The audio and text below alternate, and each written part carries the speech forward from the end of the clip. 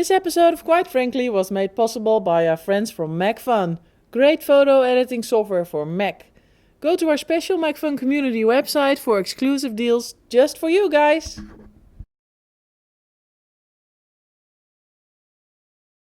Guys, and welcome to this episode of Quite Frankly. Now, we all love photos, right? And when I see an image like this, I really like the image, but normally they stay on your hard drive, and that's a shame because images should be printed.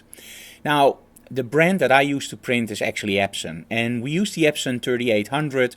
I love that printer. It's relatively compact, but it still makes nice big A2 prints.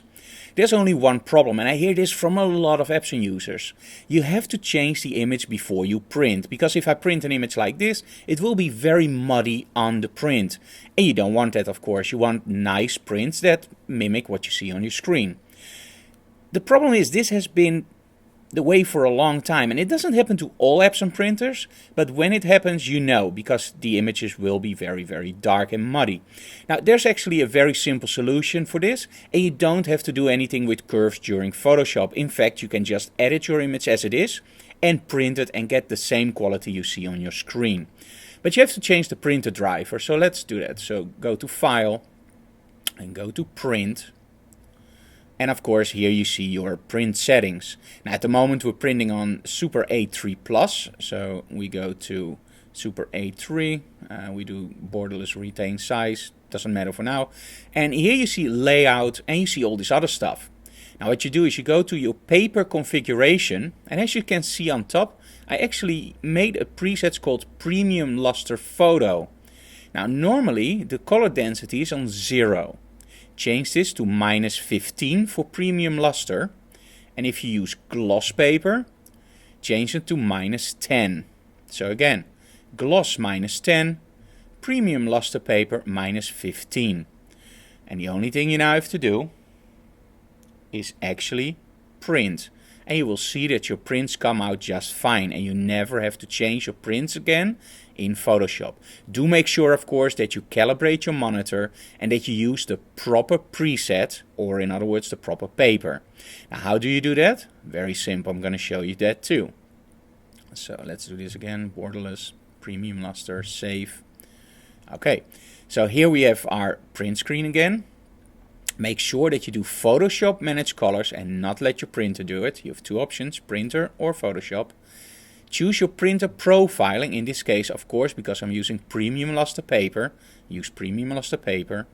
And what I do is send 16 bits, but this is all very personal, but you can use the same settings that I use and you get proper prints. Some people will do the rendering intent differently. This is what works for me. Okay, so the only thing I now have to do is make sure that my image fits on the screen. So do Scale to Fit Media. And now you will actually see that I have some white borders over here. Now, if you're very picky about your shots and you say, I don't want to crop anything, just leave it like this and just cut it out that it fits the frame. Now, this is for a client who specifically wants this image to fit in a frame.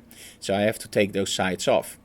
Now, I did use Scale to Fit Media because I don't want to do it in Photoshop. So what I now get is actually a guide. At 59.4%, it's like this. So the only thing I now have to do is click this off. And now I know that at 59, it's, well, rather with white bars on the sides. And I don't want it. So let's go to 60.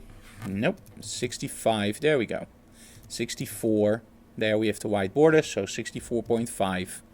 Let's make it just to be sure.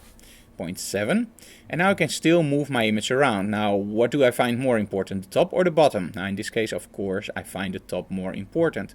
So move my image down as far as I find comfortable. I don't want to go too far. Still want that piece of the dressing.